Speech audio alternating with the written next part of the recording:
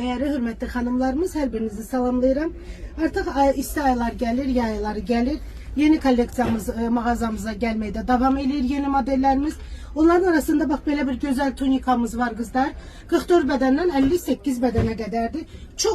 Çok zarif dartılan maçını parçadadır.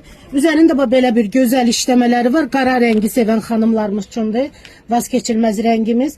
Böyle bir büyük kepene aplikasiyası var üzerinde. Ay kesim modeldi kızlar, gördüğünüz gibi. Kısa kol dartılan zarif maçını parçadadır. Uzunluqda bax belə uzunluqdur. Şalvar üstü modeldir. 44 bədəndən 58 bədənə qədərdir. Bədəni çox yığcam göstərir, yığan modeldir. Və qızlar bildiyiniz kimi mağazamızda hər dönə-dönə bu şalvarları mən reklam eləyirəm. Çünki xanımlarımızın ən sevimli şalvarlarından biridir. 44-46 bədəndən 60 bədənə qədər ayrabın zərif, bax zərif parçadadır. Görürsünüz, çox zərif yay parçasında gəlib. Belə dəst şəklində də alıb kombin edib geyinə bilərsiniz. Ayrı-ayrılıqda da modellərimiz satılır.